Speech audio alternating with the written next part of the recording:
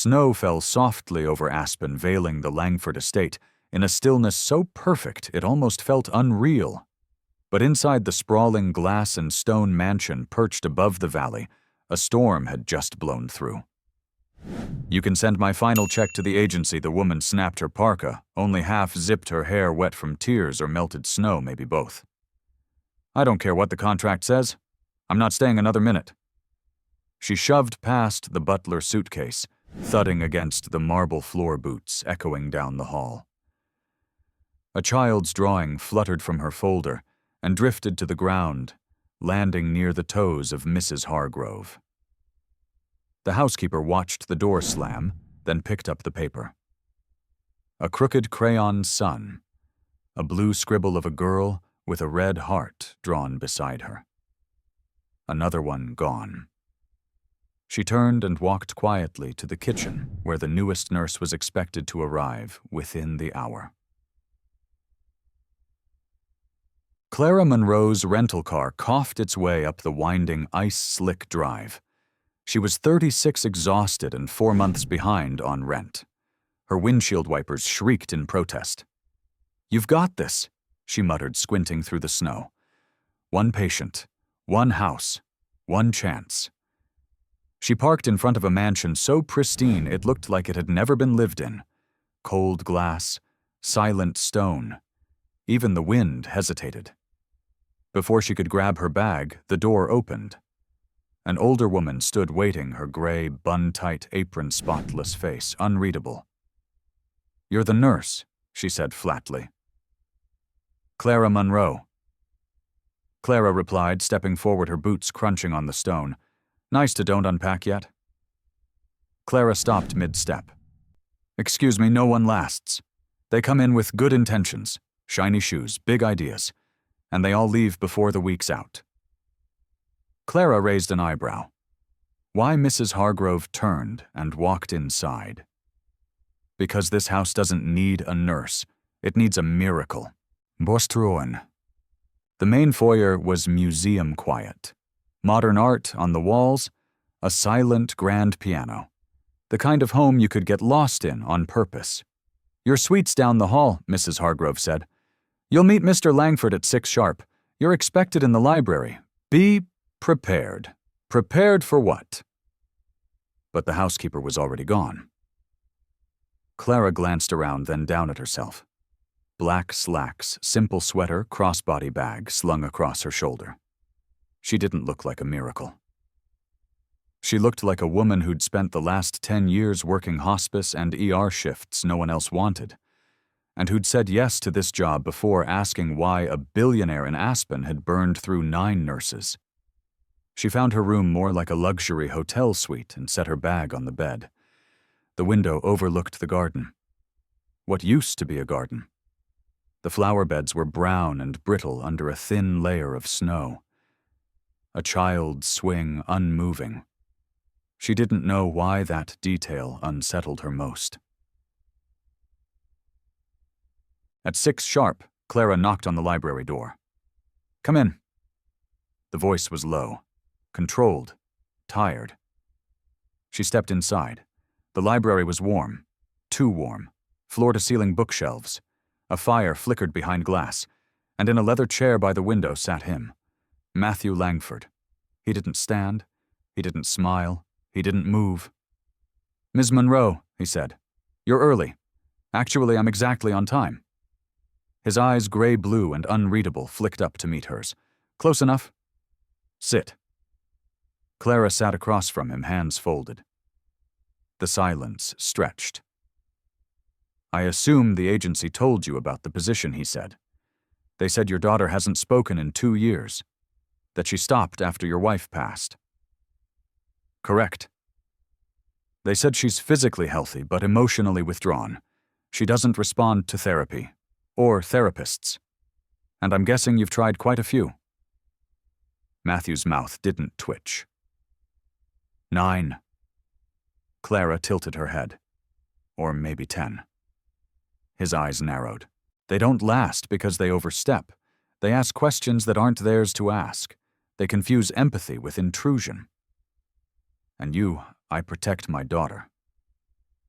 Clara let the silence hang for a moment, then said, "What about protecting her from silence?" He didn't answer. She continued, "Look, I'm not here to fix anything. But I am here to stay unless you plan to fire me for suggesting that 6-year-olds need more than food and filtered air." Matthew exhaled through his nose. A breath, not a sigh. "You'll follow the protocol," he said. "Meals at scheduled times. No unapproved toys media or outside communication, no gifts, no physical contact." Clara stared. "I'm sorry, did you say no physical contact?" "She doesn't like to be touched. I'm not going to tackle her. You'll follow the rules, Ms. Monroe." Clara stood. "I'll follow what helps your daughter. And if that conflicts with your rules, well, we'll see which ones break first." She didn't wait to be dismissed. She walked out heart-racing, unsure if she'd just ended her employment before it began. Behind her in the library, Matthew stared at the fire. Something flickered across his face. Not quite amusement, not quite fear. Maybe interest. That night, Clara sat on the edge of her bed, reviewing the medical file again. Sophie Langford, age 6, selective mutism following maternal death in a helicopter accident 2 years prior. Previously verbal, otherwise physically healthy. Diagnosed with PTSD anxiety, resistant to contact. No confirmed developmental delays. There was a note in the margin scribbled by one of the previous nurses. She watches everything, even when she looks away. Clara closed the file and turned off the lamp. She didn't sleep well. Something about this place felt paused. Like grief had set everything on mute, and no one had dared turn the volume back up. The next morning at 7:04 a.m., Clara opened the door to the breakfast room. Sophie was already there. Tiny, pale, and so still, she almost looked carved from marble. She sat at a small table near the window, a bowl of dry cereal in front of her. She didn't look up. Clara crossed the room slowly. "Hey," she said gently. "Mind if I join you?" No answer. Clara sat, waited. The girl's eyes flicked toward her brief sharp. "I like your sweater," Clara said. "My mom used to wear blue on snowy days.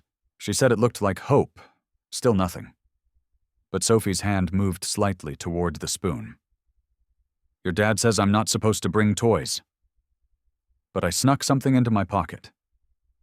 Clara reached in and placed a small origami bird on the table. Sophie blinked. A pause.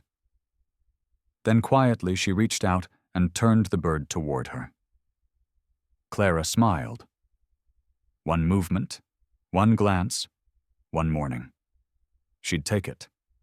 Because sometimes healing doesn't come in grand gestures. It starts with a folded bird and a girl who hasn't spoken in 2 years, and someone willing to stay. If you enjoyed this video, comment 1 to let me know. If not, comment 2. Your thought mattered to me either way. The next morning, Clara found herself standing in front of the same frosted glass library door, smoothing down the front of her sweater and silently coaching herself not to overstep again. Her first full day.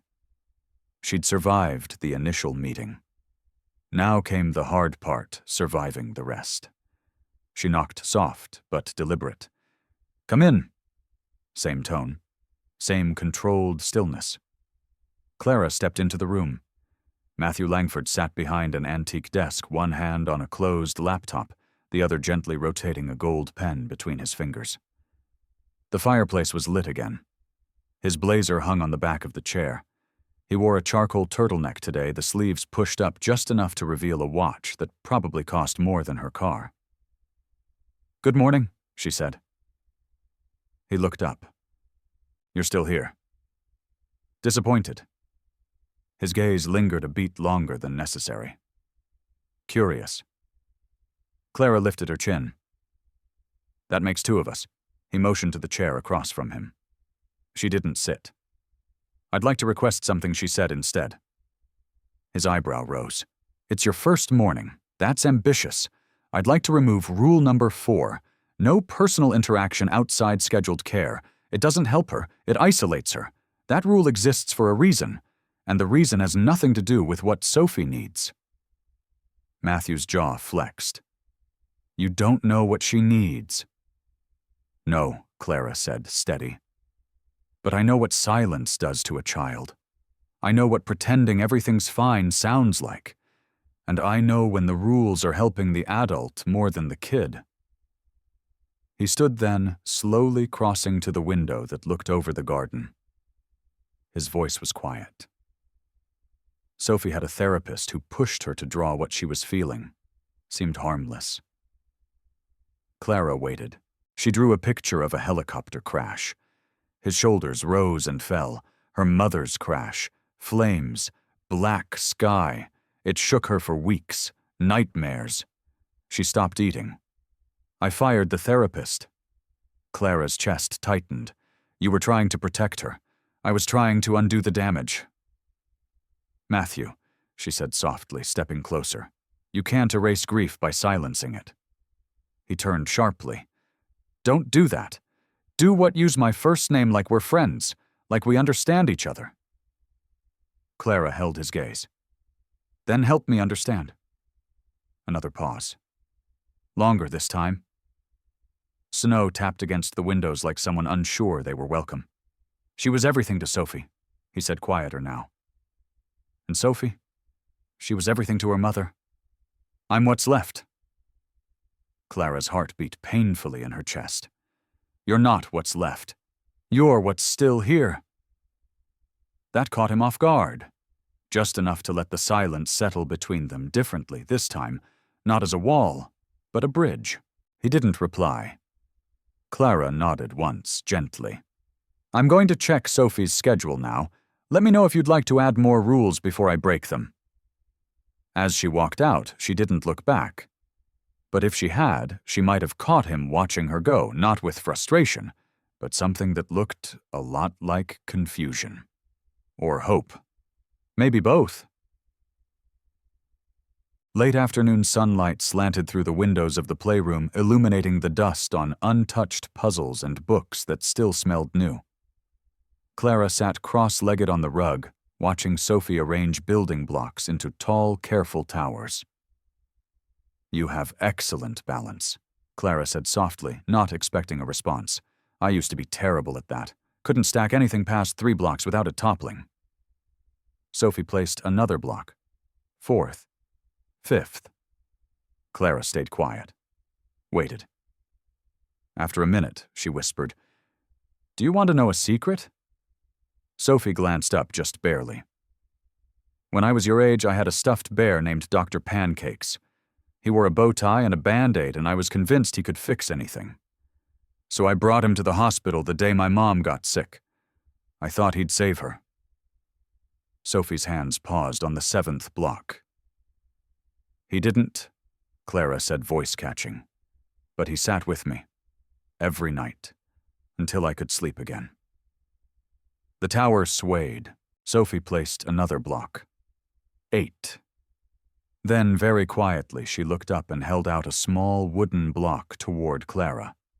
It wasn't a word, but it was a gesture. Connection. Clara took it like it was gold. Mrs. Hargrove's voice crackled from the doorway. Dinner's in 20. Chef's not in the mood to be kept waiting. Clara turned. Thanks. We'll be there. The housekeeper lingered. You're different, she said finally. Clara smiled faintly. Is that a compliment? It's a warning. Dinner was served in the west dining room. Those served felt generous. Clara and Sophie sat at one end of a table long enough to host a banquet, while Matthew sat at the other, flipping through his tablet. The only sounds were the clink of silverware and the occasional sigh of the radiator. Sophie poked at her carrots. Clara cleared her throat. So, I thought we might start working outside tomorrow, even for just 15 minutes. Matthew didn't look up. It's 28 degrees. Sophie has a coat. She doesn't like the cold. She might like the sky. That made him pause. He set the tablet down and looked at Clara. Really looked. Why are you here? He asked suddenly. Clara blinked. Excuse me, you could be working at a hospital or doing private care in Chicago. Why take this job? Why come all the way here? Clara hesitated. Because I needed a change, she said honestly. Because my mom passed 6 months ago, and I didn't know how to sit in my own apartment anymore. Because the idea of helping a child who stopped speaking felt like a reason. Matthew studied her, unreadable. Or maybe she added, I'm just really bad at quitting. Sophie suddenly sneezed, one loud, surprising little burst that echoed off the walls. Clara jumped, laughing softly. Bless you. Matthew's mouth twitched. A flicker. Not quite a smile, but not the mask he usually wore. You've lasted longer than most already, he said as he stood. I'll try not to ruin it. He paused at the door. Tomorrow morning. 10 minutes outside, if she agrees. Then he left. Clara turned to Sophie, whose lips were pressed together, hiding a smile of her own. 10 minutes. It was a start. And sometimes that's all healing needed. A start. The next morning, Clara opened the French doors that led to the back terrace and stepped outside. The cold rushed in immediately, biting her cheeks, but the sunlight softened the sting. The snow in the garden sparkled untouched, as if the world had paused just long enough for something new to grow. Sophie stood beside her wrapped in a thick coat hat, slightly crooked tiny boots crunching cautiously on the stone floor. She clutched a stuffed animal Clara hadn't seen before, a faded gray bunny missing one eye. Clara didn't mention it. She just smiled. 10 minutes, Clara said softly. But you get to decide where we go? Sophie hesitated. Then she pointed toward the garden's edge where a frost-covered bench sat beneath the arch of a sleeping vine. Clara followed. They walked slowly side by side, not touching, not speaking. Just existing. Together. When they reached the bench, Clara sat. Sophie stood. After a minute, Clara reached into her coat pocket and pulled out a crumpled tissue. You know, she said, glancing up at the sky when I was little, I used to believe the clouds were hiding things, like secrets or lost songs, or people who didn't know how to say goodbye. Sophie looked up too. The clouds were thin and fast-moving. Sometimes I still believe it, Clara added. Silly, huh? Sophie didn't react, but she sat down beside Clara Bunny on her lap. That alone felt like a small miracle. A window creaked open behind them. Clara turned. Matthew stood on the balcony, coffee in hand, watching. She raised her eyebrows in a silent, exaggerated, told you so. His mouth curved. Just slightly. Then he stepped back inside. Clara looked at Sophie. You want to build a snow fort? Sophie's eyes widened just a little. I'll take that as a maybe. Later that afternoon, Clara was reviewing Sophie's nutritional log in the sunroom when Mrs. Hargrove walked in, holding a silver tray. There's an invitation for you, she said flatly, as if she didn't quite approve. Clara blinked. Invitation. The tray held a cream-colored envelope with gold trim. Heavy. Formal. Clara opened it and read aloud.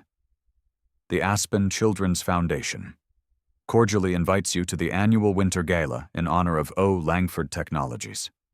She looked up. He's being honored, Mrs. Hargrove snorted. He's being tolerated. They like his checks, not his company. Why am I invited? You're on the employee list now. Happens every year. Most staff don't go. Clara set the invitation down.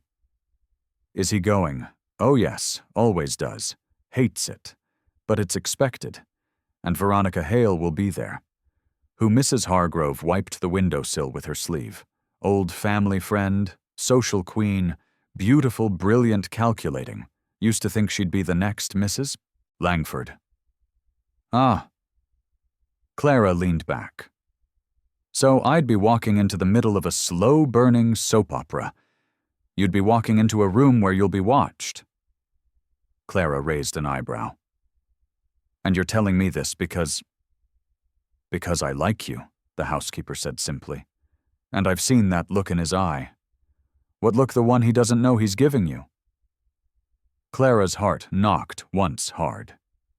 She looked down at the invitation again. Formal attire, she murmured. Right. I'll just dig something out of the ball gown section of my suitcase. Mrs. Hargrove didn't smile, but her voice softened. There's a closet upstairs. Second guest suite. Used to belong to his wife's sister. There might be something worth borrowing. Clara paused. Would he be okay with that, if you're smart about it? He won't even notice. Or he won't stop you. Clara exhaled. And what if Veronica Hale tries to corner me and ask who I think I am? Mrs. Hargrove's eyes gleamed. Then you smile, remind her she doesn't sign your paycheck, and carry on. That night, Clara stood in front of the mirror in a long, midnight blue dress with a subtle shimmer and sleeves that hugged her arms just right. It was classic, simple, elegant. She hadn't worn anything this nice in years. Maybe ever. She touched the pendant around her neck, her mother's, a small piece of grounding in a world far from home. Downstairs, a sleek black car waited at the drive. The driver didn't say much. Clara didn't either. Her thoughts were too loud. The gala was held at a private lodge overlooking the town, all warm wood and glittering lights. Snow dusted the pines outside, candles flickered inside. Music floated through the air, soft jazz strings, murmurs of laughter. It was beautiful, intimidating. And not her world. She spotted Matthew instantly. Tall, impeccably dressed, perfectly alone. And then, not alone. A woman in a silver gown approached him, hand brushing his arm with ease. Veronica Hale. The name didn't need a label. Clara hovered near the bar, pretending to examine a glass of champagne she didn't want. David Chen appeared beside her, offering a small grin. You must be Clara. You must be the best friend. Guilty. They shook hands. He talks about me, she asked. David shrugged. He doesn't talk much. But I'm good at reading subtext. Clara smiled, but her eyes stayed on Matthew and Veronica. She was close with his wife, David said gently. The grief gets tangled. And me being here is untangling things, maybe. Or maybe it's just reminding him he's still alive. Clara didn't answer. Her heart felt too full to speak. A few minutes later, Matthew crossed the room toward her. Veronica didn't follow. She just watched. Clara turned before he reached her. If you're here to tell me I look inappropriate, you look fine. Wow. That almost sounded like a compliment. Matthew glanced at her lips, twitching. You always talk this much? Only when I'm nervous, or covering for something, or being watched by a room full of people wondering why the billionaire's nurse is wearing borrowed chiffon? His gaze softened just a little. You're not just a nurse. Clara met his eyes. Then what am I? He didn't answer. But he didn't look away either. Just then, the event coordinator tapped the mic and asked everyone to take their seats. Matthew leaned in, voice lower. Save me a chair. Clara nodded, pulse racing. As he walked away, she could feel eyes on her from across the room.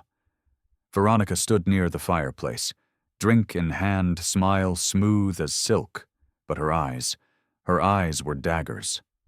Clara sipped her champagne.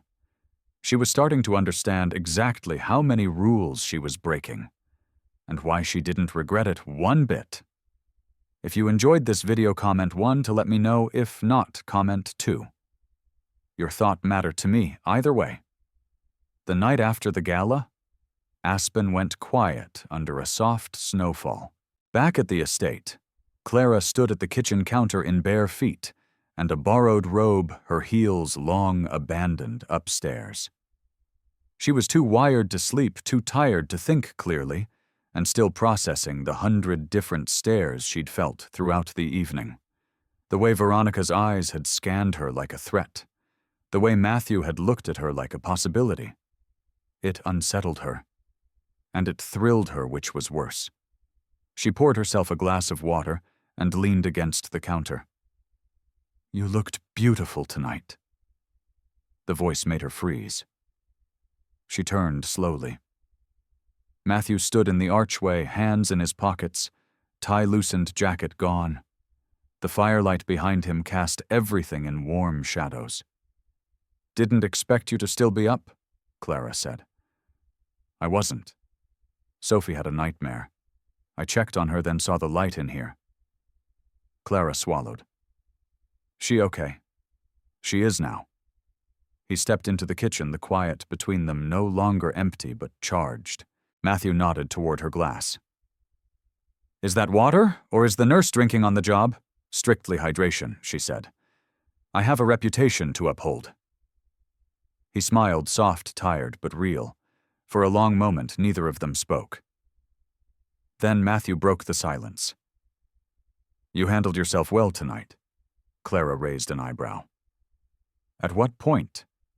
When I almost spilled wine on Veronica Hale's gown, or when I quoted Dr. Seuss to Aspen's most prestigious pediatric surgeon, you made them feel something. That's more than most people manage in that room." "And what about you?" she asked carefully. "Did you feel something?" Matthew looked at her, then really looked, and the air shifted. "I did." Clara's heart thudded once loud enough to feel. He stepped closer but stopped just shy of touching her. "This thing between us," he said. Voice low, "it wasn't supposed to happen. Not like this. I didn't plan it either. She trusts you. I trust her. And I—" He hesitated. "I don't want to mess that up." Clara's voice softened. "Then don't." They stood there, inches apart, the room still, except for the faint crackle of the fire in the next room and the occasional sigh of the wind outside. He reached up like he might touch her cheek, then thought better of it. He dropped his hand. "Good night, Clara." She nodded, almost breathless. "Good night, Matthew." He turned and left, footsteps fading into the hall. Clara stared at the doorway long after he was gone. The next morning, Sophie was quiet but attentive. She trailed Clara through the breakfast prep, watched her fold napkins, then pulled her chair closer than usual during the meal. Her bunny rested on her lap, like a trusted chaperone. Clara leaned in. "So, tomorrow's your birthday." Sophie blinked slowly. "I know your dad doesn't make a big deal out of it. But I was thinking, maybe just cupcakes. No pressure, no party, just a candle and a wish." Sophie didn't respond, but she didn't shake her head either. Clara smiled. "That's not a no."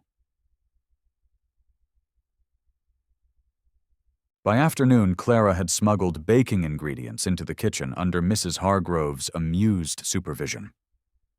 "You know this will not go over well," the housekeeper warned. "I'll take full blame," Clara said.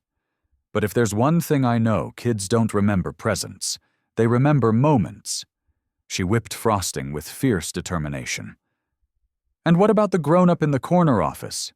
Mrs. Hargrove asked. Clara hesitated. "He remembers too much." The older woman said nothing, just nodded once, and handed Clara a piping bag. That night, after Sophie's bath and story time, Clara snuck into the kitchen and placed a single frosted cupcake on a white plate. Blue icing, one small silver candle. The next morning she carried it into the sunroom just as Sophie was finishing breakfast.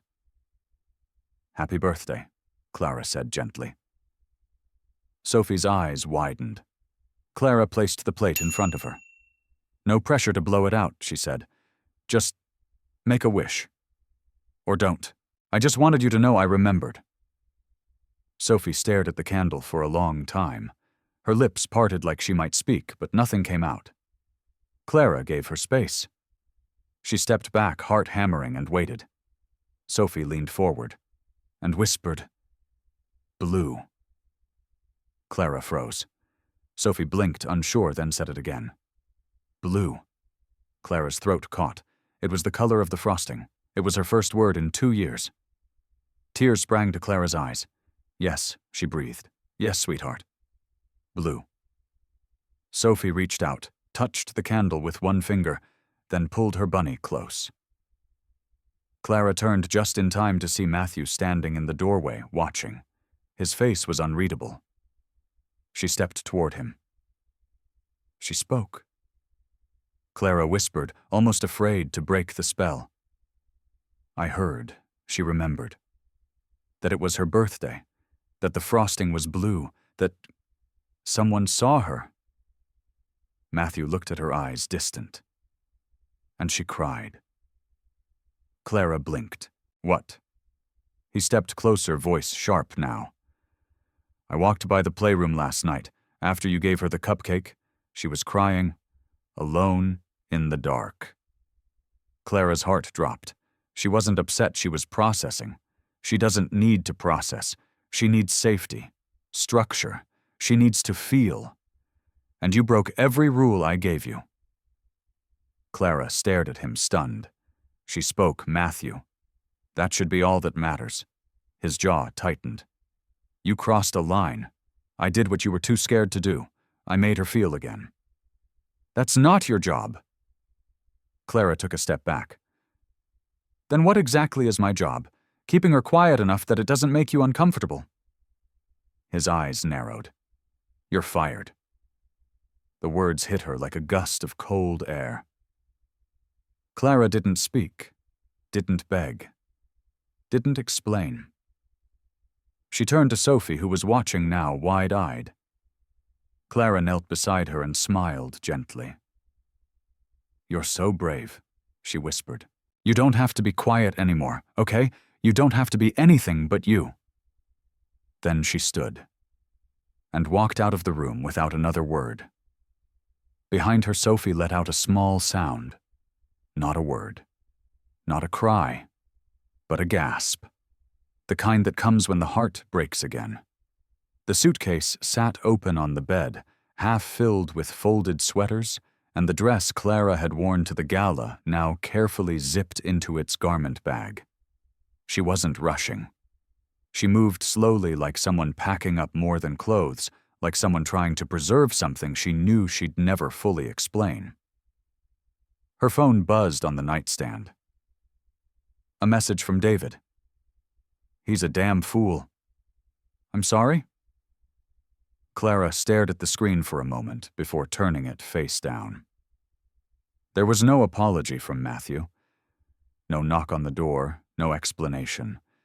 Just silence, which, oddly enough, hurt more than the words he had thrown at her. She thought about Sophie's whisper blue, the way her small voice had cracked through the stillness like sunlight through clouds. And now all of it was being boxed up, erased. A knock finally came, but it wasn't the one she hoped for. Mrs. Hargrove stepped inside without waiting for permission, holding a small envelope. "From Sophie," she said. Clara reached out, fingers trembling slightly as she took the card. Inside was a drawing, crayon, scribbles in soft pastels, a cupcake, a candle, and a blue heart. Clara's throat closed. No words, just that heart. "She cried after you left," Mrs. Hargrove said gently. "Wouldn't eat dinner, wouldn't let me turn off the lights." Clara blinked back tears. She spoke, and it scared him. The housekeeper nodded once. "He doesn't know how to carry something fragile. Not since I know. She needed you." Clara folded the drawing and tucked it carefully into her purse. "He said I crossed a line." "You did," Mrs. Hargrove said. and it's the only reason she spoke. They stood in silence a moment before the older woman added, "You're not the first woman who's challenged him, Clara, but you're the first one who did it for the right reasons." Downstairs, Matthew stood in his office, the drawing in his hand shaking slightly. A replica. The real one had gone to Clara. This version left behind on Sophie's nightstand had been slipped to him quietly by Mrs. Hargrove. His daughter hadn't said another word since Clara left. Not one. Just that small drawing and the empty way she clung to her stuffed bunny like it might dissolve if she let go. He stared at the blue heart. 2 days ago, he had felt something crack open in him. And then he'd shut it just as fast. He knew how to build walls. He'd built companies' legacies, reputations. But this kind of intimacy, the kind where someone saw your fear and didn't flinch, it was dangerous. And Clara Monroe had seen everything. He closed his eyes. Her voice echoed in his head. She doesn't have to be quiet anymore. But now, she was gone.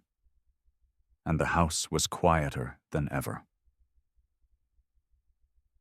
The following morning, a woman named Lisa arrived from the agency. Tall, clinical, polite. She carried a tablet and a smile that didn't quite reach her eyes. She prefers independent play, Lisa noted after the first hour with Sophie. Not unusual. We'll encourage passive engagement. No pressure for verbal interaction until rapport is established. Matthew stood in the doorway, arms crossed, expression unreadable. "She spoke," he said flatly. Lisa looked up. "I was told." Sometimes that happens in moments of emotional stimulation, but regression after departure is common. Matthew's jaw clenched. It wasn't a fluke. No, Lisa agreed. But it may not be sustainable. He walked away.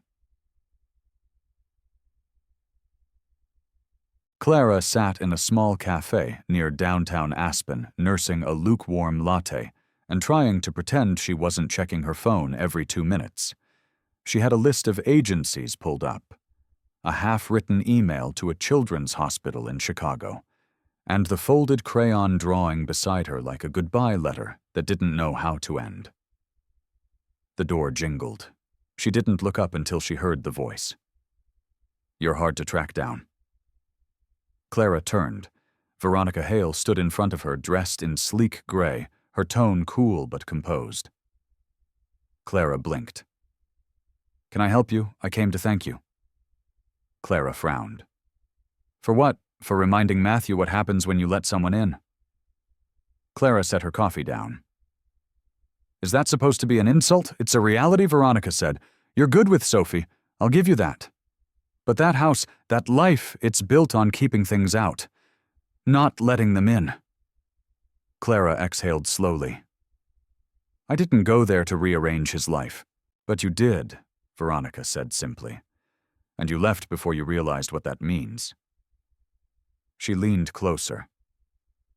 "Just be careful," she added. "Because when people like Matthew finally feel something again, they don't always know how to hold it." Then she turned and walked out, leaving Clara with too many questions and not enough coffee.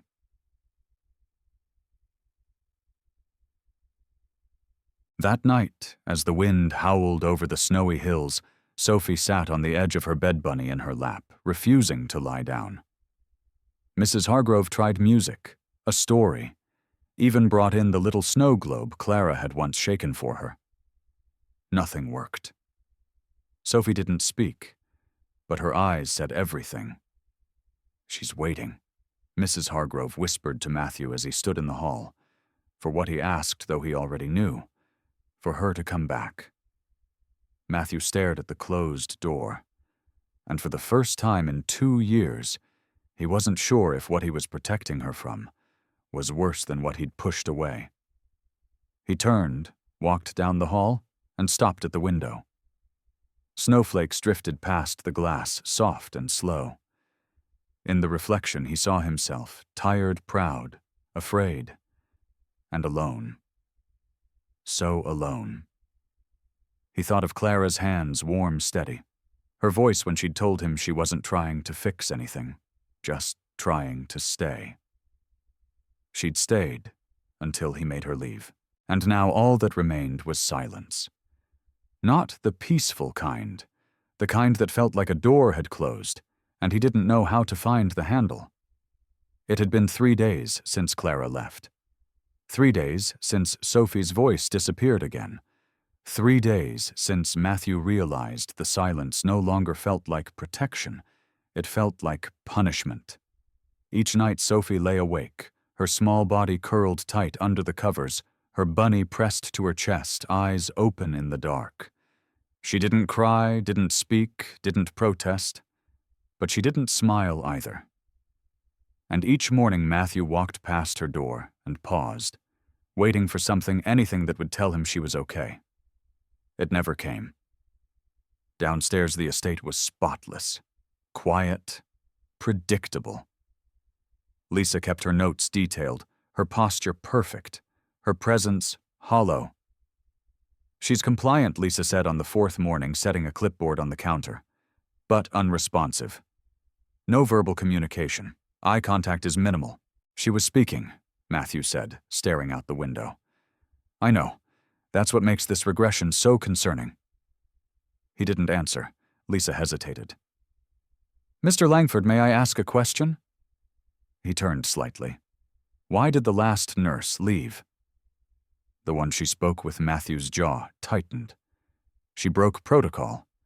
By engaging the child, by making me feel things I wasn't ready to feel. It slipped out before he could stop it. Lisa blinked. I see, she said quietly. If it helps, I don't plan to do that. Matthew looked back out the window. It didn't help. Not at all. Back in town, Clara sat on the edge of her borrowed bed at a short-term rental above a flower shop. The walls were thin. The radiator hissed when it worked, and the Wi-Fi cut out every time it snowed. But it was clean, quiet, and temporary. She told herself that was all she needed. She'd gotten 3 job offers, all good ones, all out of state. She hadn't accepted a single one. Not because she was waiting, but because she didn't know how to stop feeling like she'd left something unfinished. She picked up the folded drawing again. Sophie's cupcake, Sophie's heart. Blue. Clara pressed her thumb gently over the crayon lines. She wasn't sure who she missed more, the girl who whispered color into the air, or the man too afraid to hear it. Both had burrowed into her in ways she didn't have language for, and both had shut the door without saying goodbye. She stood and walked to the window, looking down at the snow-covered sidewalk below. The town looked the same. But she didn't. Back at the estate, David appeared unannounced. He strolled into the kitchen like he owned the place, dropped his coat on a chair, and poured himself coffee without asking. Matthew didn't blink. You look like hell, David said. Good to see you too. David sipped. I stopped by the clinic, asked around. You know, Clara turned down 2 job offers, including one that would have doubled her pay. Matthew didn't flinch, but something in his posture shifted. She's still here, David added. In town. Matthew set down his tablet. She's not my responsibility anymore. Oh, come on, David leaned forward. The woman got your daughter to speak. She got you to smile twice, which I still don't believe. And what do you do, fire her for giving a kid a cupcake? Matthew's voice was sharp. It wasn't about the cupcake. No, David said quietly. It was about control. You couldn't handle what you felt, so you pushed her out before she could leave you too. Silence. Then Matthew whispered, I don't know how to fix this. David stood. Then learn. He paused at the door. Because Sophie's not waiting forever. And neither is Clara. That night, Clara sat in the quiet flower shop apartment, brushing sleep from her eyes when someone buzzed the door. She frowned. No deliveries. No guests. She opened the door cautiously. Mrs. Hargrove stood there, snow in her hair, a paper bag in her arms. "I brought soup," she said simply, "and a reason to stay awake." Clara blinked. "You... What chicken and wild rice? You look like you haven't eaten in days." She walked in like she'd done it 100 times, set the bag on the counter, and handed Clara a folded piece of paper. Clara opened it. A photo slightly blurred but unmistakable. Sophie standing in the garden holding the stuffed bunny. Mouth closed. Eyes empty. "She hasn't spoken since you left," Mrs. Hargrove said quietly. "She barely eats. Doesn't smile. Matthew keeps pretending the silence is normal. But it's not. Not anymore." Clara sat down, the weight of it all crashing into her chest. "I didn't know if I helped her," she whispered. "I thought maybe I made it worse." "No," the housekeeper said. "You made her feel safe." And Mrs. Hargrove hesitated. "He's scared. But that doesn't mean he's heartless. It just means he's human." She placed the soup in front of Clara, her tone softening. "Don't let fear be the only voice in this story." Then she turned and left the door clicking softly behind her. Clara stared at the photo. She didn't know what came next. But she knew she couldn't pretend she hadn't changed. That something sacred hadn't started in that house.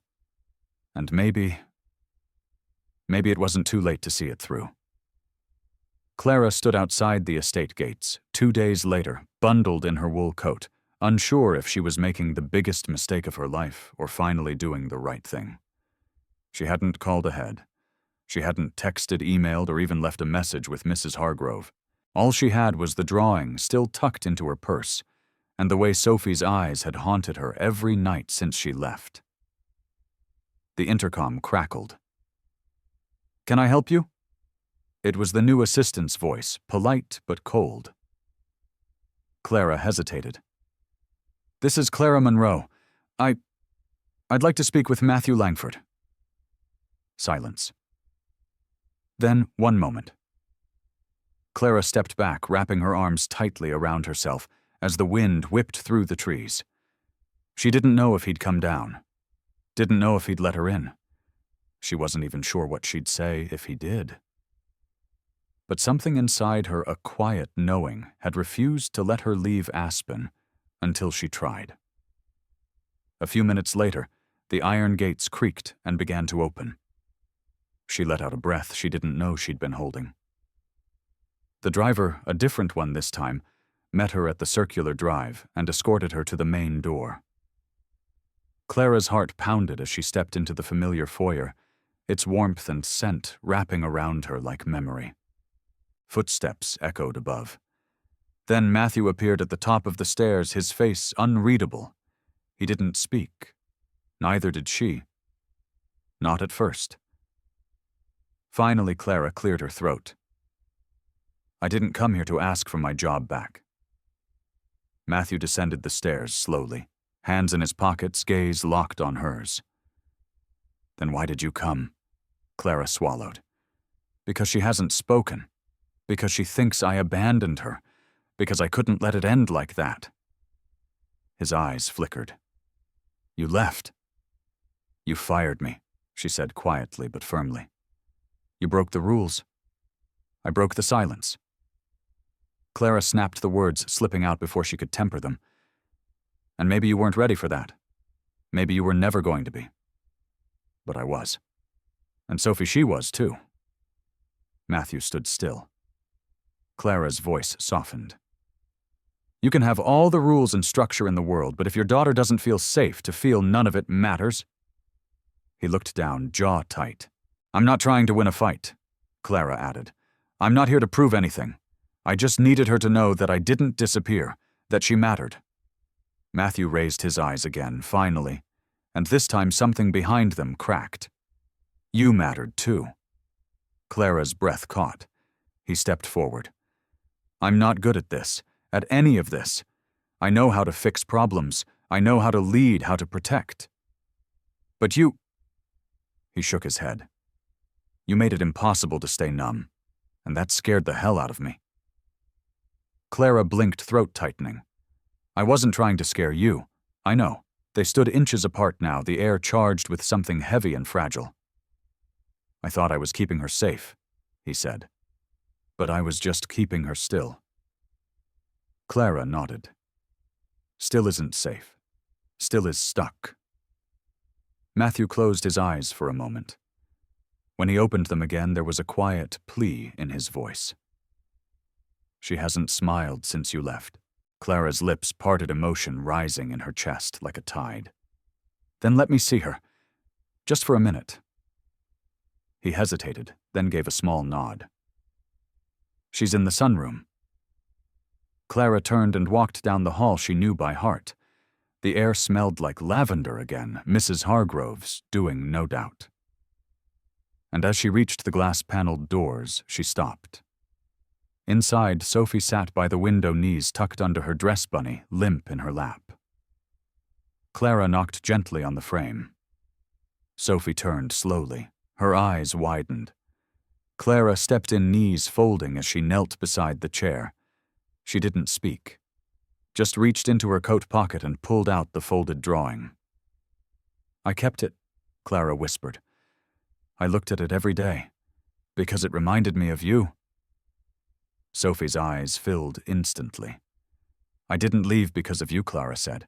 I left because grown-ups mess things up sometimes, but I never stopped thinking about you. Not once. Sophie stared at her lips, quivering, and then barely audible came a whisper. Cupcake. Clara's breath hitched. Sophie reached out and placed her tiny hand on Clara's. Blue, she whispered next. Clara nodded, eyes stinging. Blue! Matthew stood in the doorway now, his hand against the frame, watching. Sophie turned her head, looked at him, and for the first time in a week, she smiled. It was small, tentative, like a bud pushing through snow. But it was there, and it bloomed. Matthew stepped into the room slowly, like he didn't want to break the moment. He knelt beside them, his voice thick. Hey, sweetheart. Sophie leaned toward him, wrapped her arms around his neck, and held on. Clara looked away, giving them space. When she stood, Matthew rose with her. Will you stay? He asked quietly. She hesitated. For Sophie, he added. And maybe for me too. Clara looked up at him, heart thudding in her chest. I'll stay if we do it differently, she said. No more pretending. No more shutting down, Matthew nodded. No more walls. A pause. Then he added, starting with dinner. Tonight. The three of us. No staff. Just food and too many napkins. Clara smiled. That sounds like chaos. He returned the smile just barely. Maybe it's time we learn how to live in it. She nodded once, then looked back at Sophie, who was now holding her bunny, like he was proud too. Clara didn't know what tomorrow would bring. But tonight, they were trying. And that was everything. The dining room felt warmer than Clara remembered, not just from the fire crackling in the stone hearth, but from the quiet hum of something unfamiliar blooming in the space between the three of them. Dinner was simple. Roast chicken, mashed potatoes, green beans rolls too fluffy to be homemade, but comforting all the same.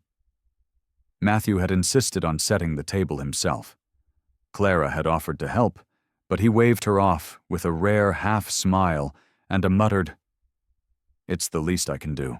Sophie sat beside Clara Bunny in her lap, a small plate of food in front of her. She wasn't eating much, but she was watching, listening, present. And that was enough. Matthew poured water into their glasses, then joined them at the table, clearing his throat softly as he took his seat. Clara caught the flicker of nervous energy in him. He looked like a man used to boardrooms and keynote speeches, not sharing quiet dinners with two people who knew how to unravel him. So he started trying to sound casual. I thought we could keep this low pressure. No expectations, just food and company. Clara smiled gently. That sounds perfect. Sophie picked up her fork, stabbed a green bean, and placed it carefully on a slice of chicken. It wasn't eating exactly, but it was effort. Intentional. And that alone made Clara's heart ache with pride. She likes symmetry, Matthew said, watching her. She organizes her snacks the same way. Clara nodded. I noticed. It's how she makes sense of things. A pause. She's not the only one. Matthew looked up at her, a flicker of surprise in his expression. Clara shrugged lightly. Some of us hide in schedules. Some of us hide in silence. We all have our shields. Sophie reached for her water, and Clara instinctively steadied the glass. Thanks, Sophie whispered. Clara froze. Matthew did too. Clara looked at Sophie carefully. You're welcome, sweetheart. And then Sophie looked at her father. Daddy, she whispered. Matthew's fork slipped from his fingers. He blinked, stunned, like the word hit him harder than he was ready for. Sophie didn't seem to notice. She returned to arranging her food with calm precision, as if the milestone hadn't cracked open every heart in the room. Clara touched Matthew's arm gently. She said it. She whispered. I heard. He looked down, eyes glassy. Clara gave him space, letting the weight of the moment settle in its own time. Later, after Sophie had been tucked into bed and Clara had changed into her soft sweater and jeans, she joined Matthew in the study. The fire was lower now, the room dim, except for the amber glow from the lamps and the soft clink of ice in his untouched glass. She's not just coming back, he said without looking up. She's building something new, and I have no idea how to help her do it. Clara sat across from him, curling her feet beneath her on the couch. You don't have to build it for her. You just have to stand still long enough so she knows it's safe to try. He looked over at her. You make it sound simple. It's not, she admitted. It's messy. Slow. You'll get it wrong sometimes. I've already gotten it wrong. Clara held his gaze. Then get it right now. They sat in silence again, the fire popping softly. Matthew shifted forward, elbows on his knees, voice quieter now. You said earlier we all have shields. What's yours? Clara hesitated. Mine's control, she said finally. Being the calm one, the rational one. If I keep everything tidy in here, she tapped her temple, then nothing can sneak up and hurt me. Matthew nodded. I know that game. Clara looked away for a beat, then back. When my father got sick, I had to be the adult. My mom wasn't good with grief. I learned how to read a room fast, how to soothe people without showing them how much I was breaking inside. Matthew exhaled slowly. That's what you did here. I didn't mean to cross lines. I saw her. Sophie. And I knew what it looked like to be locked inside yourself. He stood pacing slowly toward the fireplace. I keep wondering what she'll remember about this time. About me. Clara's voice softened. She'll remember who stayed, who listened, who made her feel like she mattered. He turned, meeting her eyes again. I want to be that. You can be. He took a slow step closer. I also want to understand you. Clara stood facing him now. I'm not perfect, she said. I get scared too. But I don't run from connection. Matthew's voice dropped. Even when it hurts, especially then. He reached out finally and brushed a strand of hair from her cheek. She didn't flinch. He lingered there, fingers just resting against her jaw, gaze tracing hers. "I've wanted to do that since the first day," he admitted. Clara's breath caught. "Then why didn't you?" "Because I thought loving someone again would undo me." Clara tilted her head slightly, and now he stepped closer, so close she could feel the warmth of him, the quiet pull. "Now I think it might save me." Her lips parted, not in surprise, but in recognition. And then he kissed her, softly, slowly. No urgency, no promises, just truth. When they pulled apart, neither said anything right away. There was no need. The moment had already said everything that mattered. Clara reached for his hand. He held it like he didn't want to let go. And in that quiet study with the fire low and the snow still falling outside, two people who thought they had nothing left to give finally gave in. The morning after their kiss, the world outside was glazed in silver. Sunlight spilled over the snowbanks, turning the hills into soft mounds of light. Inside the estate, something felt different, lighter, as if the walls had been holding their breath for too long and finally exhaled.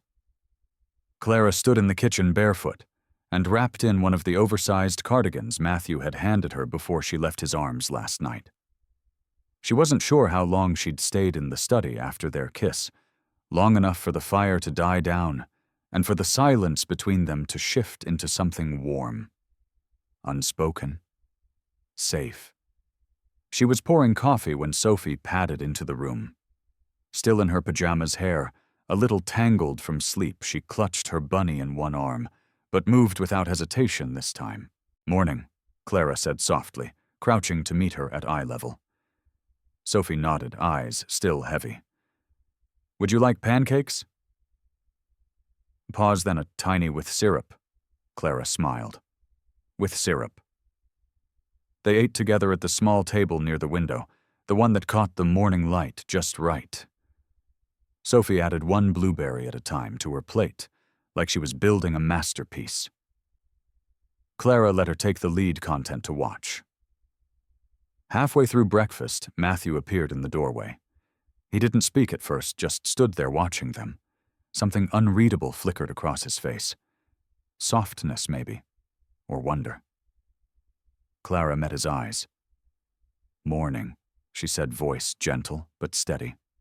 He crossed the room and kissed the top of Sophie's head. "Morning, sweetheart." Sophie looked up, her smile, shy but real. Then his eyes met Clara's. She wasn't sure who moved first, but somehow they were standing close again, fingertips brushing for just a second too long. Clara cleared her throat. She ate everything. "She's never finished pancakes," he murmured, almost like it was a secret. Clara reached for her mug. "She's different now." "So am I." Before Clara could respond, footsteps echoed down the hallway. Mrs. Hargrove entered with a folder in her hand and a look that could only mean one thing: disruption. "Mr. Langford," she said, cautious. "Veronica Hale is here." Matthew's smile faded. "Now she insists it's urgent." Clara froze for a beat, not out of jealousy but instinct, the kind that warned you when something might shake the ground beneath what you just started to build. Matthew sighed. "Keep Sophie here." "I'll go," Clara said quickly. "I'm not part of whatever this is." But he caught her wrist before she could walk away. Not tight, just enough to ask her not to go. "You are." She looked up at him. "You're part of this now," he said quietly. "All of it." She held his gaze for a second, then gave a small nod. "Okay." He turned to Mrs. Hargrove. "Send her to the library."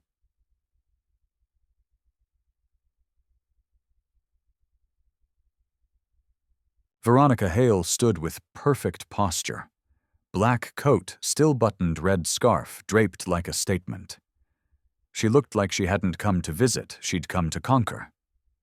Clara entered behind Matthew, keeping a respectful distance. Veronica's eyes scanned her briefly, but her expression didn't change. "I won't stay long," Veronica began, voice clipped.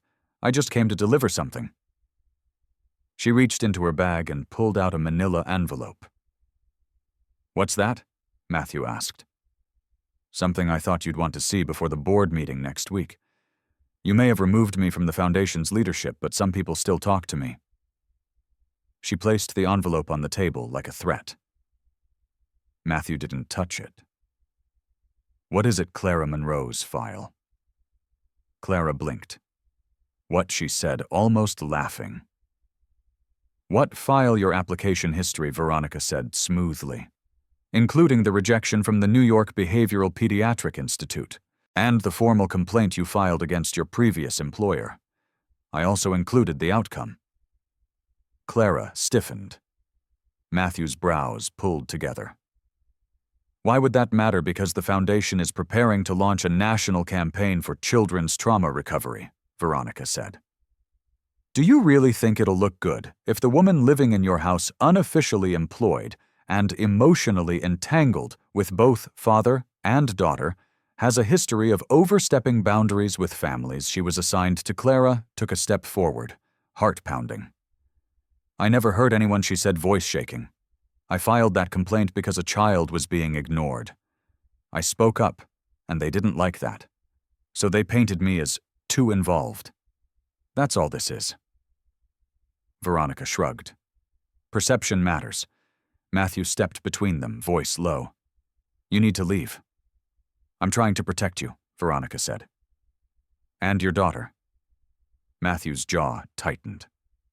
"No, you're trying to control a story you're not even part of anymore." Veronica's face faltered for just a second. Then she turned to Clara.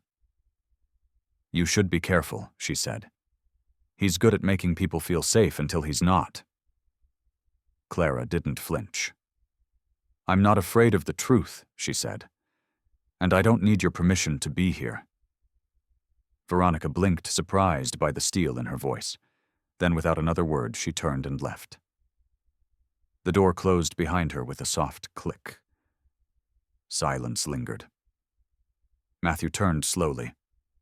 "Why didn't you tell me?" Clara's eyes stung. "Because it was behind me. I didn't want it to define who I was here." He stepped closer. "It doesn't." She searched his face for hesitation. There was none. "I believe you," he said. "I know who you are when no one's looking.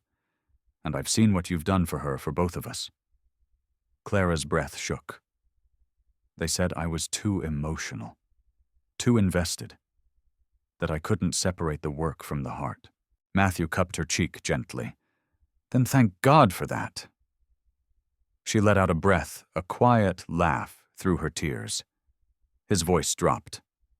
"We're not going back, not after everything." Clara nodded. "Then let's move forward. Together." Upstairs, in a sun-filled room with bunny ears peeking out from the covers, Sophie slept through the storm brewing below. Because for the first time in years, she wasn't afraid of what came next.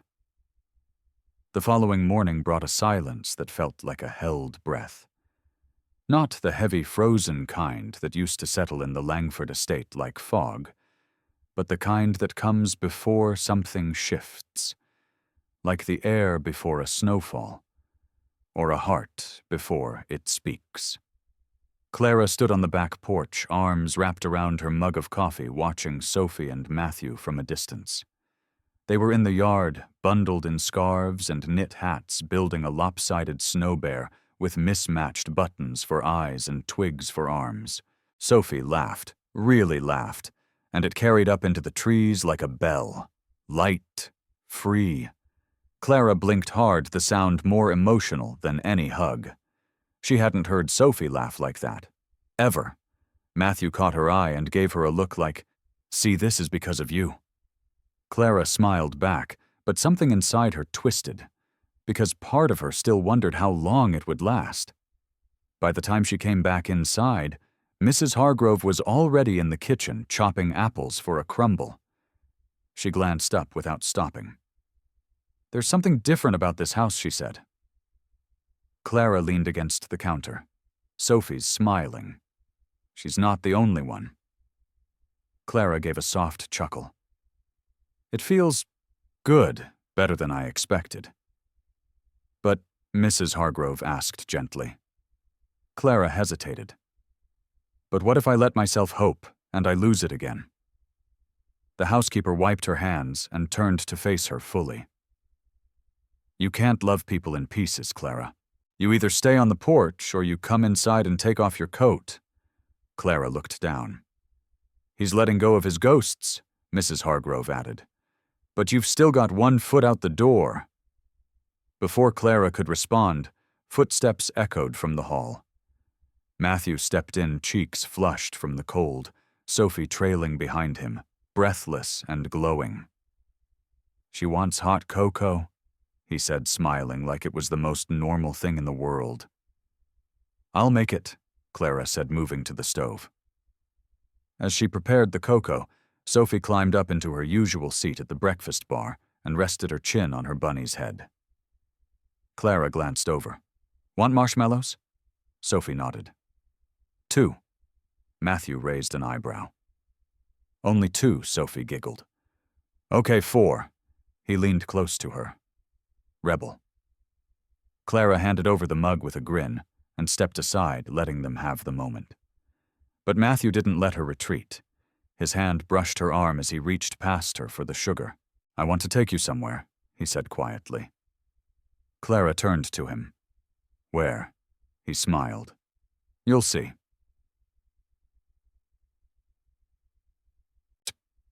It wasn't what she expected. Later that afternoon, they drove to a modest stretch of land just outside Aspen. Trees framed the open space, and the snow was untouched, sparkling like crushed glass beneath the sun. Matthew parked the car, turned off the ignition, and looked over at her. "I bought this place a year ago," he said. "Didn't tell anyone." Clara glanced out at the empty field. "Why?" He exhaled slowly. "Because I thought I might need a place to start over someday. But I wasn't ready then. I just needed to know it was there." Clara looked back at him. "And now I think I might be ready." He stepped out of the car, and she followed. They walked in silence through the snow boots crunching beneath them. After a while, Matthew stopped near a rise in the land. "I imagined a center here," he said. "For kids, families, a safe space, not clinical, not cold, something alive." Clara's eyes widened. A trauma center built with more than policies and white walls, built with people who've lived it, people like you. Her breath caught. "I want you to help me design it," he said. "Not just the program, the spirit of it." Clara turned slowly. "Matthew, that's not a job, that's a legacy." He nodded. "Exactly." Emotion rose in her chest before she could stop it. "I don't have the resume for something like that," she whispered. "Yes, you do. And more importantly, you have the heart." He reached for her hands, gripping them gently. "I've spent years fixing things with logic, money, control. But what Sophie needed, what I needed, was someone who understood pain without being afraid of it." Clara blinked back tears. "You changed the rhythm of this house," he said. "And I don't want to go back to how it was before you." She swallowed hard. "This sounds like a dream. It's real." "And if we try and it doesn't work," he stepped closer, eyes steady. "Then we try again." Clara nodded slowly, then leaned her forehead against his chest. He held her there, arms wrapping around her like a promise. That night, while the wind howled outside and snow gathered in thick drifts, Clara sat in her room with a blank notebook in her lap and a pen in her hand. The first page read, "Langford Trauma Center First Draft Vision." She stared at it for a long time, then wrote beneath it, "A place where silence isn't feared."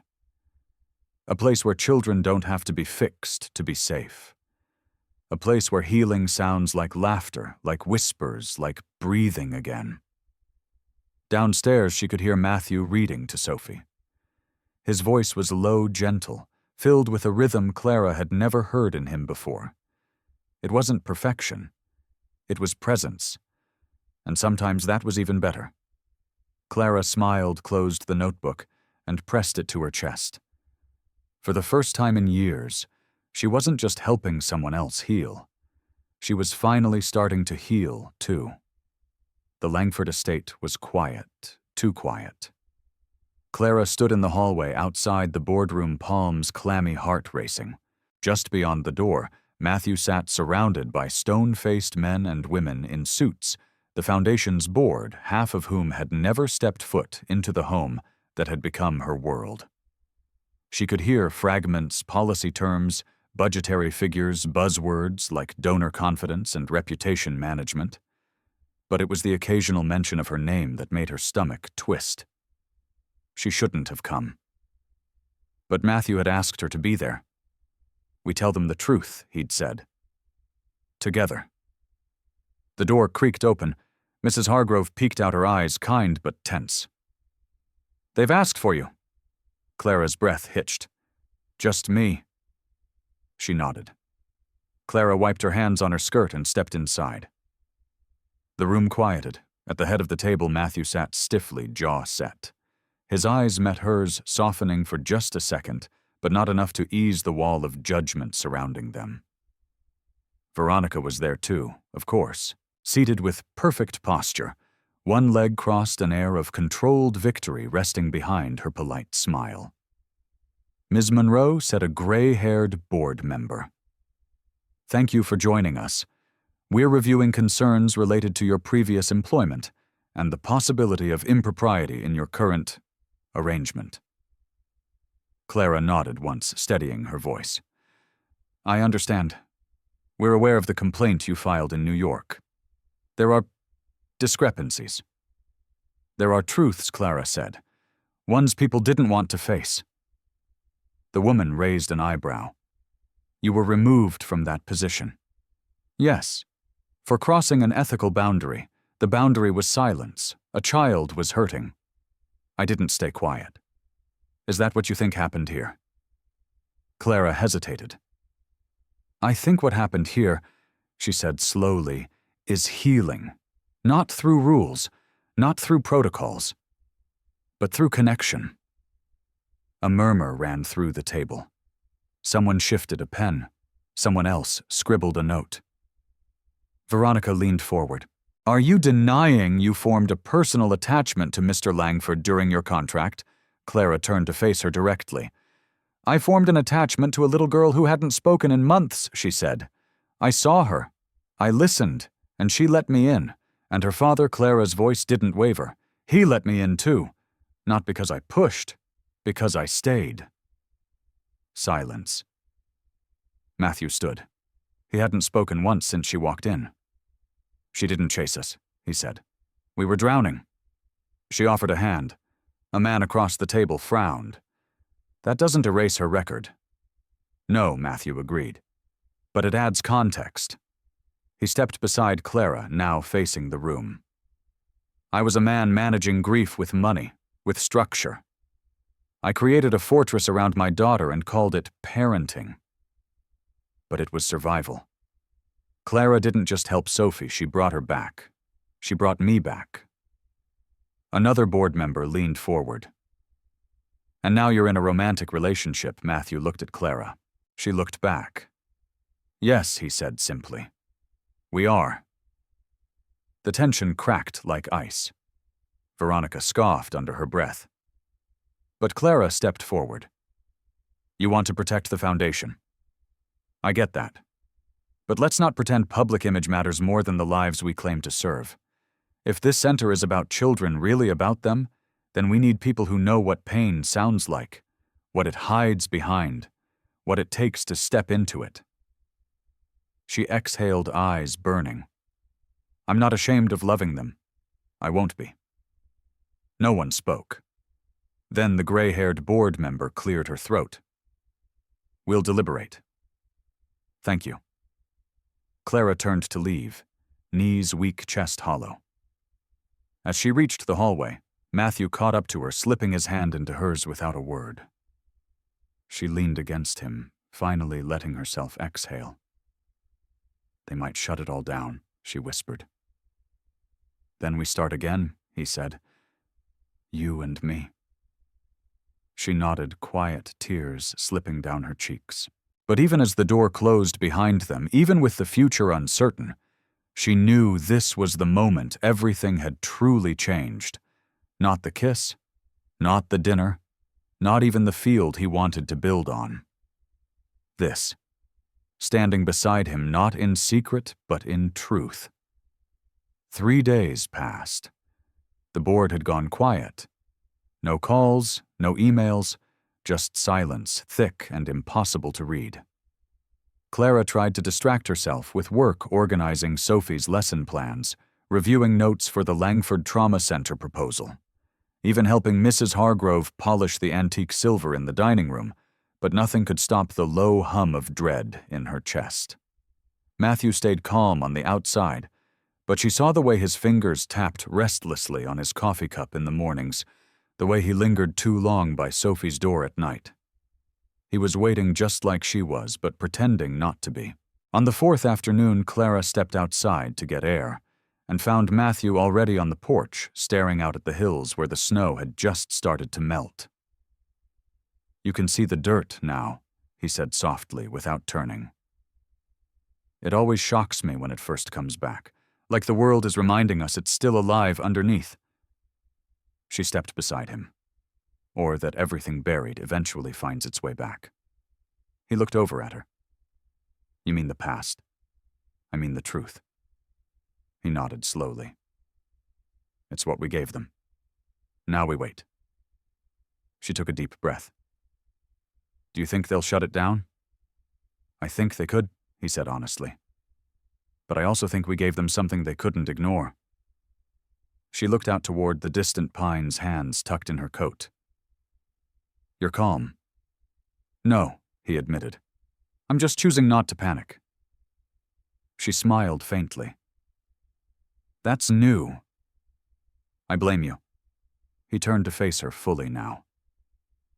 Whatever happens, Clara, this doesn't change. Her heart skipped. I don't want you in this house just because you were assigned to us. I want you here because you choose to be, with us, with me. I do, she whispered. I just don't want to cost you everything. You didn't, he said. You reminded me what matters.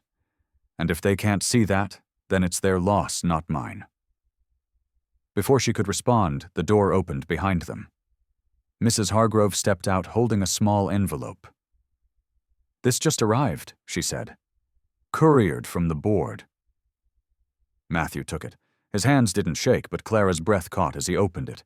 His eyes scanned the letter once, then again. Well, she asked. He looked up at her eyes wide, disbelieving. They approved it. Clara blinked. What? He nodded slowly, the words like sunlight cracking through storm clouds. They approved the trauma center. Unanimously. Tears sprang to her eyes before she could stop them. They want you to lead the therapeutic development, Matthew said. They want us to build it exactly the way we pitched. Clara covered her mouth, a laugh breaking through her shock. Are you serious? I've never been more serious.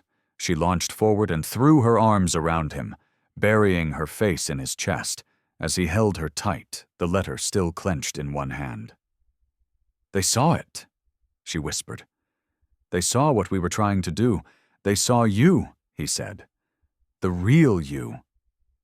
For a long moment they just stood there, wrapped in the cold, the silence, the shared relief. Inside, they found Sophie sitting on the living room rug, building a tower out of soft foam blocks. She looked up at them, eyes curious. Matthew crouched beside her. Sweetheart, he said gently, remember the special place I told you about, the one we wanted to build? Sophie nodded. Well, they said yes. She blinked. "We can make it." He smiled. "We can make it." Sophie looked at Clara, then back at her father. "Will Clara be there?" Clara knelt down slowly, heart aching. "I'll be there every day," she said, "if you want me to be." Sophie nodded, then picked up one of the blocks and handed it to Clara. "For the first wall," she whispered. Matthew met Clara's eyes. "She's building it already," he murmured. Clara smiled through tears.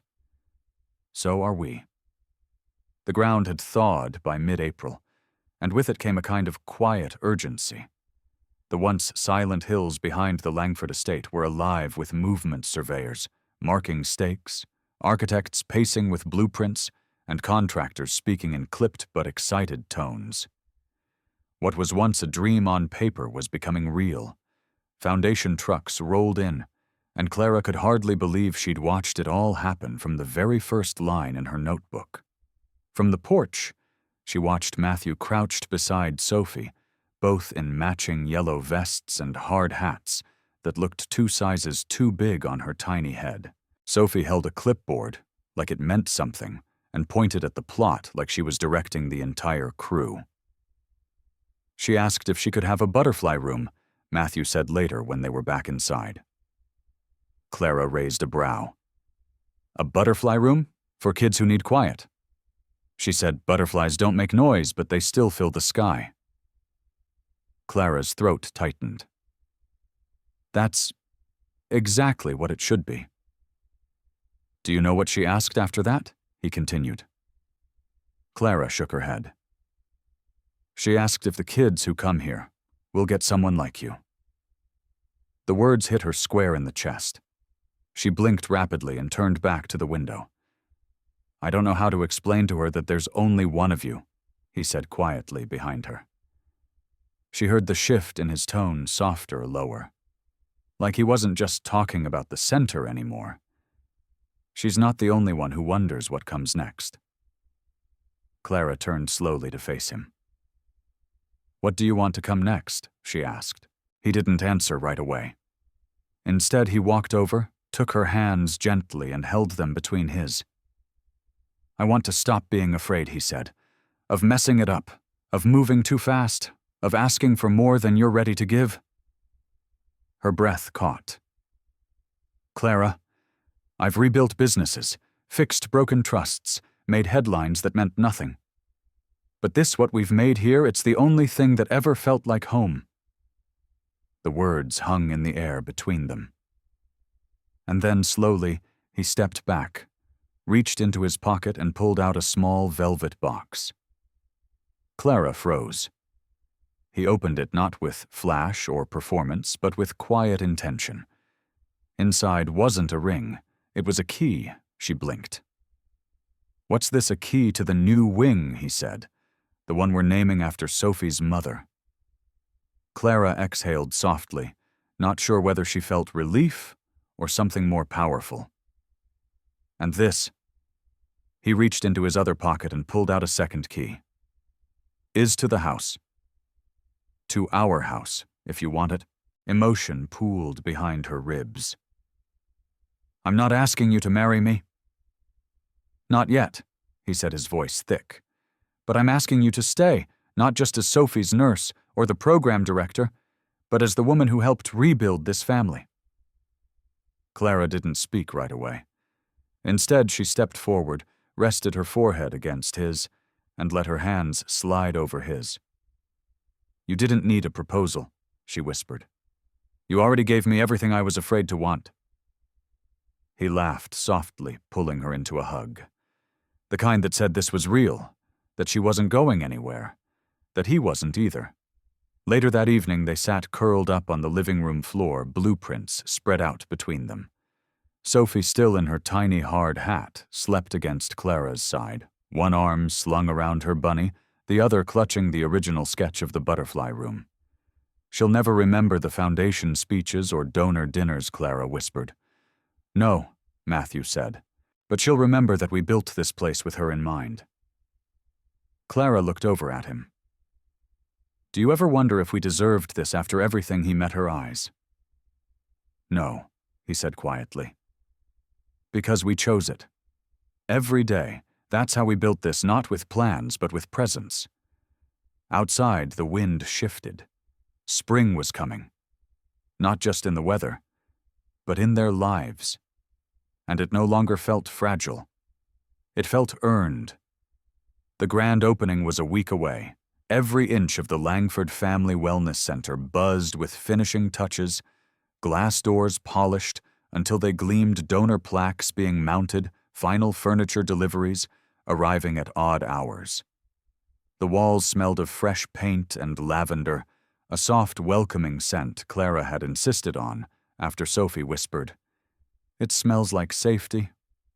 Clara walked the halls quietly, clipboard in hand, checking the butterfly room for the third time that day. The hand-painted mural was finished light blues and yellows floating across a soft gray sky. It felt peaceful, almost sacred. Sophie had added her own touch, a crayon drawing taped near the bookshelf. 3 stick figures, one tall, one medium, and one small, all holding hands under a rainbow. She traced her finger lightly over it. Clara came a voice behind her. She turned. It was Veronica. Clara blinked, surprised. "You're early. The donor gala's not until Saturday." Veronica stepped inside the room, her heels unusually quiet on the cushioned floor. "I wanted to see it before the crowd, before the speeches." Clara waited, unsure what this was. Veronica stood in front of the mural for a long moment. "I hated you," she said plainly. "I think you knew that." Clara stayed silent. "But it wasn't because of your past or your presence in the house. It was because you did something I couldn't." Clara's brow furrowed. "You reached him." "You reached them," Veronica continued. "And I thought, after everything I did for this family, that would be my role. The one who held it together." Clara spoke gently. "Sometimes love doesn't look like being needed. Sometimes it looks like letting go." Veronica turned her eyes not sharp like before, but tired, and maybe a little softened. "I always wanted what was best for Sophie," she said. "I just didn't believe it could come from someone like you." Clara didn't flinch. And now Veronica looked around the room once more. "Now I think maybe it had to." They stood in silence. Then Veronica gave a small, barely there nod and walked out. Clara stayed still for a long time, staring at Sophie's drawing. Later that night, as the sun dipped behind the mountains and cast long shadows through the floor-to-ceiling windows, Matthew found Clara in the atrium. She was sitting on one of the new benches, shoes kicked off, hair slightly undone. He sat beside her, pulling off his own jacket. "You okay?" She nodded. "Just processing." He waited. Veronica came by, his eyebrows lifted. She crashed the preview. "Not exactly. She said something that's been sitting with me." Matthew turned toward her. "She said she hated me," Clara added. "But not because I didn't deserve to be here. Because I did." Matthew exhaled slowly. "She's not wrong." Clara looked at him, unsure whether to laugh or cry. He took her hand.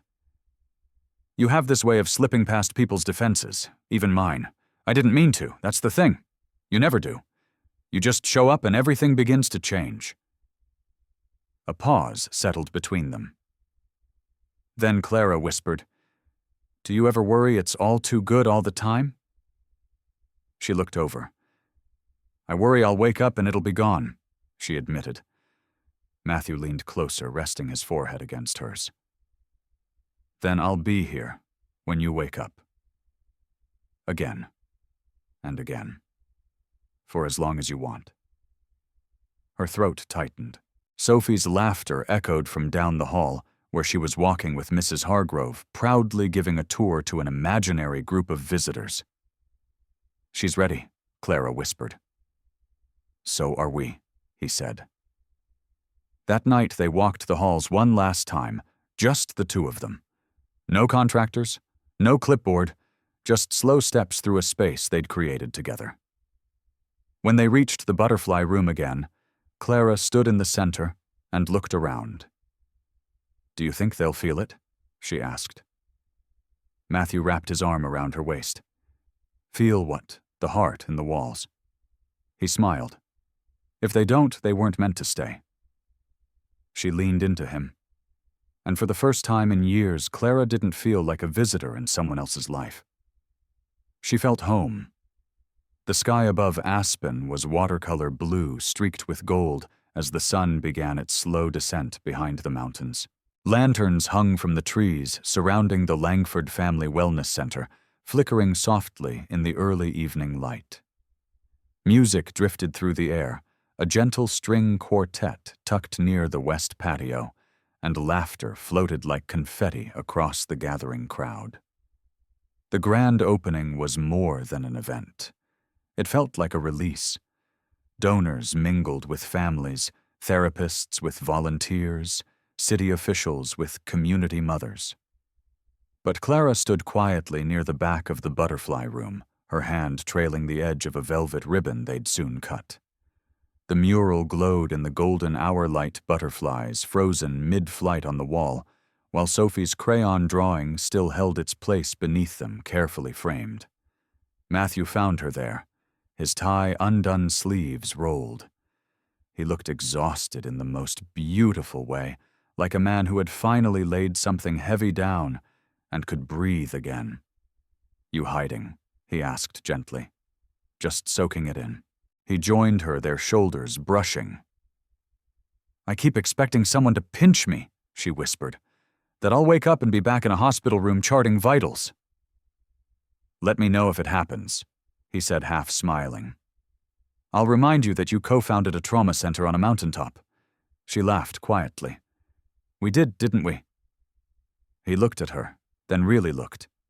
"You changed everything." She blinked. "I didn't do it alone." "No," he agreed. "But you were the first one to stay." Clara swallowed. "That feels like such a small thing."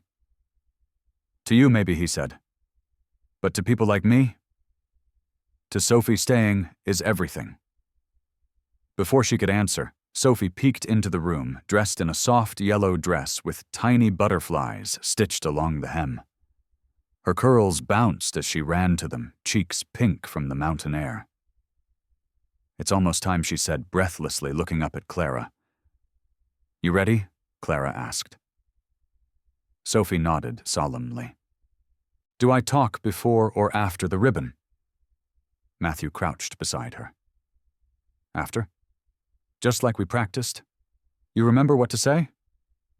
Sophie gave a tiny nod, then looked between them. "Will you stand with me?" Clara smiled and knelt down too. Of course, they stepped out together. The crowd quieted as Sophie approached the podium, a little shy, a little brave. Clara and Matthew stood behind her, hands linked loosely. Sophie cleared her throat. "My name is Sophie Langford," she said, voice small but sure. "This place is for kids who feel lost, like I did. But now, I'm not lost anymore." She paused, looked at Clara, then continued. "And I hope when people come here they find someone like her. Someone who stays." There was a long beat of silence, and then a wave of applause, not loud, but rich. Earned. Later that night, after the guests had gone, the music faded, and the last of the dessert trays were packed away. Clara walked the halls alone one last time. She ended up back in the butterfly room. The lights were dim now, the mural soft in the quiet. She sat in the corner, hands in her lap, overwhelmed in a way she couldn't name. The door creaked open. Matthew stepped inside, something in his hand. "I figured you'd be here." She smiled without looking up. "It's my favorite room." He joined her on the floor, close but not touching. "I have something for you," he said, placing a small object in her palm. She looked down. It was a worn, folded piece of paper. She opened it carefully. Her own handwriting stared back at her. Notes from months ago. Scribbles from one of her first days with Sophie, observations, ideas, fears. At the top in the margin she'd written Day 1. She doesn't speak, he doesn't feel. I don't know if I can fix either. She blinked, eyes stinging. Matthew touched her wrist gently. You didn't fix us, he said. You found us. Her heart pulled in her chest, slow and deep. And then finally she spoke what had been building all day. I think I'm ready, he tilted his head. For what? To stop running, she said. To believe this isn't temporary, that I don't have to earn my place every day just to keep it. You never did, he said. But I'm glad you know it now. Clara turned to him, her eyes full. I want to stay. Not as a nurse, not as a guest, but as home. Your home. He reached for her hand. Then stay. She leaned into him, head on his shoulder, silence stretching between them like something sacred. Outside the window, snow began to fall again. Light quiet, like a soft rewrite of winter. But it didn't feel cold this time. It felt like a blessing. The next morning, a new nurse arrived through the main gates, sent to help with incoming cases, as the center opened its doors to the world. Mrs. Hargrove met her at the front, polite and kind as always. They said this place has a high turnover, the nurse joked nervously, that no one lasted a week. Mrs. Hargrove smiled, leading her down the hall. They used to say that, she said. But then someone broke the rules. At the far end of the hall, Clara stepped into view, clipboard in hand, eyes steady, voice calm, as she greeted the new nurse with a warm smile. Welcome to your first day, she said. You're going to do just fine. And just like that, the story began again. Only this time it was full of roots and wings